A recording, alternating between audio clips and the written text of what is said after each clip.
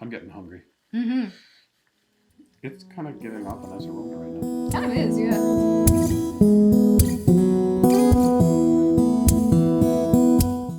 Hello, and welcome to another episode of the Camo Chef. Hello. So in a previous video, we've picked fiddleheads. A beautiful spring delicacy. And this is a follow-up showing us cooking the fiddleheads and the how-to. So, Marla, let me ask you a question. Sure. Fiddleheads, how long would they keep after I pick them? They keep usually around about a week or so in the fridge. You kind of want to keep them moist like you would asparagus or something like that. You can also freeze them, but you need to like blanch them for 2 minutes first and then soak them in cold water. And then they'll last around a year in the freezer. Honestly, though, they won't last a year. No, they won't.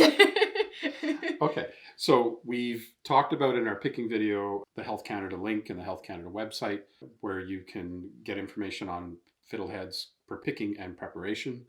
So we use that as our guide. The first step is cleaning. As soon as you get home, clean the fiddleheads. You don't want critters running around inside your fridge. And also we found, especially as careful as we were with picking, in amongst that pot that I had filled, there was some leaves and debris and branches and a couple of little bugs. So it was really good that we rinsed them off really well. I think one thing we found, because this is really our first time harvesting a large quantity, I've always picked a few fiddleheads, but never this many. Yeah. They're labor intensive. They are a labor of love for sure. We probably spent 20 to 30 minutes collecting a 500 to 750 ml pot full of fiddleheads. We spent over an hour cleaning them when we got home. So keep that in mind when you're cooking these up, that they do take a little bit of time to sort of prep them. So the first step is to get some water boiling. And once this comes up to a nice boil, we're going to drop this lovely bunch of fiddleheads in. As you can see, they're definitely the ostrich fern. This is the other advantage of cleaning when you get home and better lighting and when you're not dealing with bugs and dirt and debris and leaves and the paper on the ostrich fern. You get home, you clean them, you double check them, make sure that all the ones you picked are ostrich. It's very important to get all that paper bits off too when you're cleaning because you don't want that bitter flavor that it offers, that'll give to it. You want that tender, crisp, asparagus kind of crunchy, lovely, delicious fiddlehead springtime delicacy. Mm-hmm. No weird papery bits. And that's where the labor intensive comes. Mm-hmm. If we waited probably about another 3 or 4 days after the heavy rain we had, probably a lot of that would have washed off in the woods naturally.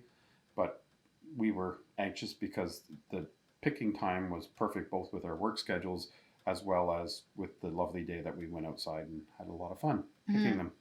So, pro tip also, when you are cleaning off the fiddleheads, I find it's easier to do it while in like a bowl of water or like under some running water in the sink. It's just much easier to get the papery bits off when they're wet as opposed to when they're dry.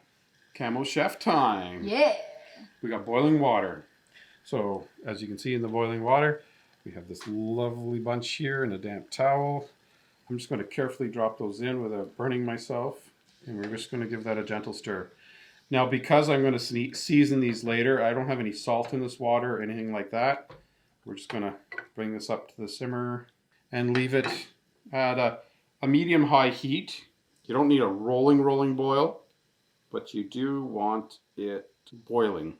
20 minutes from now, away we go. So you could steam these as well. The steaming takes 12 to 15 minutes, boiling 15 to 20. The reason why you boil is just to help with both the cleansing process as well as getting some of the toxins out because raw fiddleheads are not good for you. Also, it's 15 minutes, not 20 minutes. It's 15? Yeah. You lied to me. No, I said it was 15. I don't care. I get to eat them faster. Okay, so we will boil these for 15 minutes. It's been 15 minutes of boiling, and our fiddleheads are all boiled up nicely and well done to perfection. And they smell delicious. They do. So they are a little bit more than fork tender, and they are going to be now fried up with a little crispiness on it from the butter, and a little flavor from the olive oil and the garlic, and a little pinch of salt to make everything beautiful. So here we go. We've got this nice cast iron skillet warming up. We're going to put a little plop of butter in there. It's actually lactose-free butter for the lactose intolerant people. I'm going to mix in a little olive oil just to give it a little earthy flavor. Okay, and here we are. We're letting the butter and the olive oil marry in together. We're going to hit this with a little bit of garlic. In my Greek potato recipe, I covered this. I will go with the garlic paste because my wife and I live alone. It lasts longer in the fridge than fresh garlic. You do you. Fresh garlic, garlic paste, garlic powder, whatever works for you. It's about enjoying it. We're just going to gently toss these in the pan, get them coated in the garlic butter, get them slightly roughened up, crispied, lovely, but not burnt. Smell the garlic in that. It smells amazing. We're just going to add a little pinch of salt. People can add salt to preference afterwards. Mm-hmm.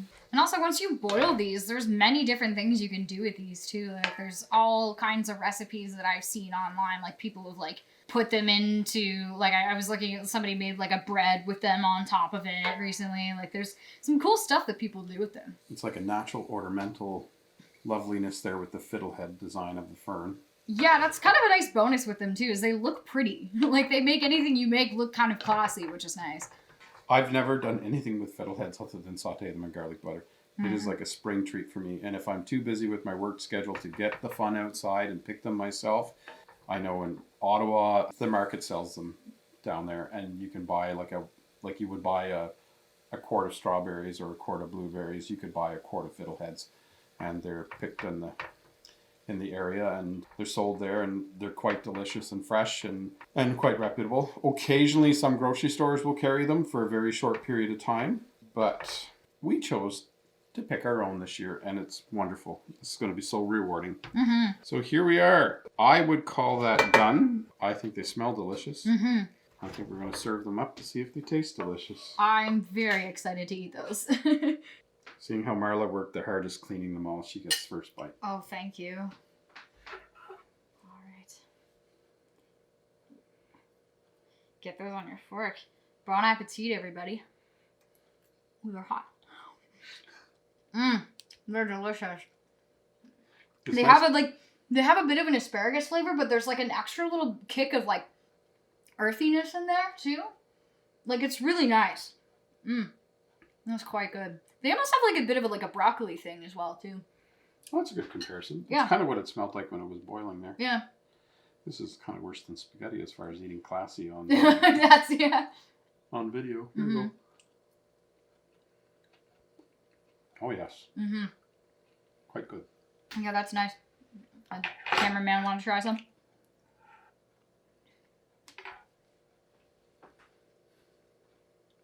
Yeah. Oh, yeah. So there you have it. Mm-hmm. 20 to 30 minutes of picking, an hour of cleaning, and you have probably a serving of 4 for a vegetable picked in the wild. Your healthy greens. There you go, everybody. You can find these in your own backyard as long as you harvest them safely and harvest them sustainably. Now get the fun outside and get your own fiddleheads.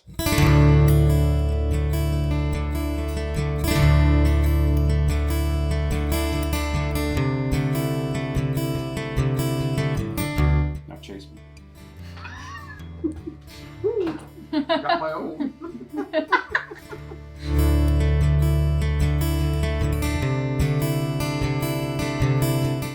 Okay, can you 100 trillion fiddleheads.